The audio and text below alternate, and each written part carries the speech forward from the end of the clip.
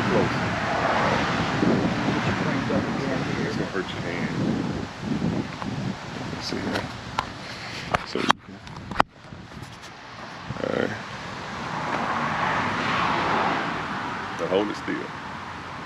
You're going to be using those as when you're doing stuff for remembrance for clips. state too? Yeah. Hey, it's This is nice. my last interview with CJ Lemasster as a city council person.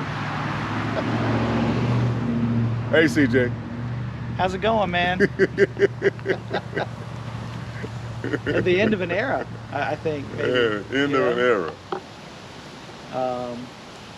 The end of me bugging you for sound bites on stories. But I, as always, appreciate your time, Councilman. And this story is something that we have been looking at, you know, because it's something that the council had passed months ago. And, you know, I think it was earlier this week, maybe it was yesterday or Monday, when the mayor addressed concerns about, you know, crime rate and mentioned the fact that we have to let misdemeanors go. We don't have a way to be able to house those. I know we've talked about the possibility of housing it with a jail here, but that has not, you know, materialized yet. And then our thinking went back to these two contracts, or these two agreements, I should say, with Holmes and Yazoo counties, which still, if they've been finalized, we're not seeing people housed there. What do you think about that after all this time that the council had passed, hoping that this would be resolved? Here we are more than 6 months later, and we're still not seeing people housed under those agreements. Well, if we had a different form of government, I may be able to produce a better answer for you. But at this point, I just know that we must do everything we can to keep our citizens safe. You mentioned, you know, we talked about the council manager form of government a lot last time. You see this as a clear example of something that would have been, where the outcome would be far different. Well, we just need to do everything we can do to keep Jacksonians safe and to let criminals know that if you do the crime, you're going to do the time. And that's what the stance needs to be from the city of Jackson. It's got to be frustrating too, though, as a council person, because I mean, you're given the tools that, and you guys are basically putting forth what you feel needs to happen. You know, at that point, once the council has spoken, once the council has voted, your expectation is that these things will be done, because there's not a lot as council members in this form of government that you guys can do. It's up to the mayor at that point. It's up to these other entities that are involved in these agreements. Yazoo County said that they're still negotiating and trying to work something out months later, so they don't even have anything on paper. Holmes said that it was waiting on an AG's opinion, but they were under the mistaken impression that this was an interlocal agreement and not just an agreement, which I don't know really, maybe we're talking semantics here, but evidently the city says that it's just an agreement, meaning it did not have to be approved by the AG. At any rate, it seems like miscommunication is leading to us not being able to house these offenders. Is that fair to say? Well, I would just say that we need to be more aggressive and get things done to keep people safe. We must execute more effectively. You're not really seeing, well, is it your contention that you're not really seeing that urgency at this point? Well, it's urgent on our side. These citizens in my ward are sick and tired of criminals being let go. They want them locked up because we're just making them habitual offenders. I saw a stack of misdemeanor charges. I was in municipal court one day, and you learn a lot just sitting a couple hours in municipal court.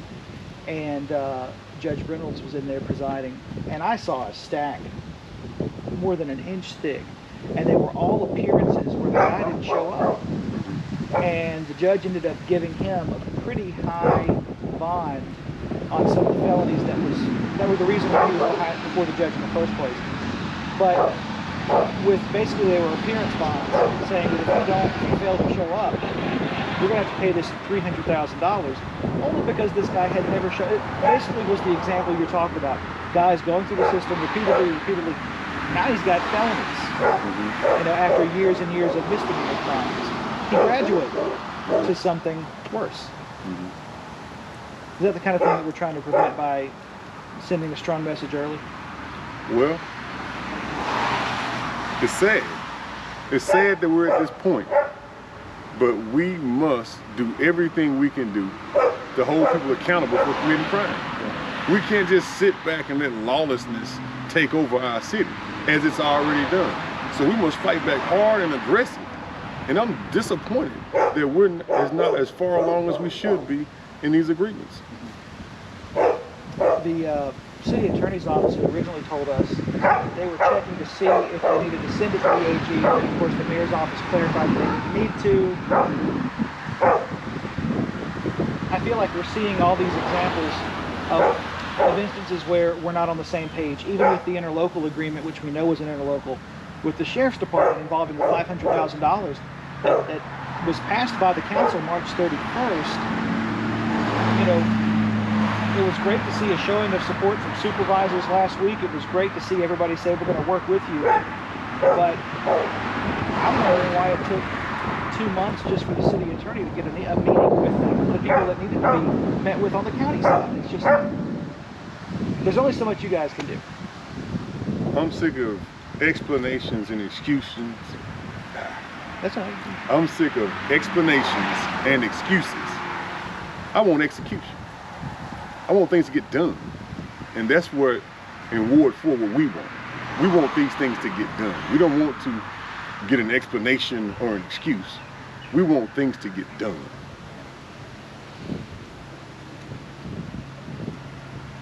Do you think that there is any deliberate effort by members of the administration to slow the process down on some of these?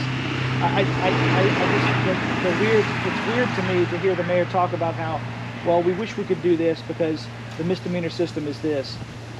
But if there are things that administration could have done to allow that to happen, I don't know, it comes across as hypocritical. Maybe that's the wrong word to use, but I just wonder why we get these answers from the administration, and yet we can't get, they may not have done all they could to make that solution happen in the first place. Maybe that's what it is. Is there a question in there? Well, yeah, I just want to ask you, is that how you? I can give you some more. Yeah, I mean that's fine. But is that the way? Am I crazy? And is that the way you see it? Do you see it in that way where when somebody gets on there and says, and we have a laundry list of reasons for crime these days that we're hearing all kinds of reasons that we've heard for months. We've heard the justice system, we've heard poverty, we've heard all of these different things, a carousel of answers maybe. But on this particular one, we hear it, and it's like, well, we would be better if we had this in place. Well, again, if some of the blame lays at the feet of the administration, I just wonder why they would even make that statement in the first place. And again, maybe I'm seeing it wrong. You're an elected official. You see this from different perspectives. What's your take? Well, I believe that it's a fallacy to even believe that wherever you have high poverty, you have high crime. Because that would mean that Utica and Edwards and Holmes County would be the murder capital of Mississippi. They have higher poverty than Jackson does. What I believe is that we must move beyond explanations and excuses and get things done and keep people safe. Whatever needs to happen, whoever needs to sign a piece of paperwork, whoever needs to execute an agreement, keeping people safe should be the top priority. Putting criminals behind bars should be the top priority. And so from District 66 and Ward 4, we want execution, not excuses, not explanations. We want things to get done. We want people to get safe. My last question for you, Councilman, is, as you see it, and of course we've obviously been dealing with crime for a couple of years now because we've seen upticks in recent months. The last time the chief came by and talked about his plan, and he had some very good suggestions. He didn't have price tags on it, but he had some, and one of those was this misdemeanor jail notion. What do you think about that in terms of the feasibility? I mean, again, we haven't seen price tags, so maybe it's difficult to answer, but what do you think about that in terms of feasibility and whether or not that would you would see some real tangible results from that. Well, I do agree that we in Jackson and Hinds County need to build a jail. So I agree with that. But in the meantime, we can't wait 4, 5, 6 years until a jail gets constructed to get our hands around and grapple this crime issue. We can't wait that long. We got to get things done now. So we need to do everything we can do right now to lock criminals up. If you commit a crime, you need to go behind bars, because these people are not safe in this city and in this county. So on the criminal justice system side, courts and the lawyers, they need to fix that. And on the other side, we need to lock up criminals. If you do a crime in this city and in this county, you're going to jail, period. How often are you hearing calls from your Daily, constituents? daily. So that's what I say. If you're doing a crime, you need to go to jail immediately. Anything you wanted to add that I didn't touch on? And if you're holding up the process, you need to be under the jail. I appreciate you, sir.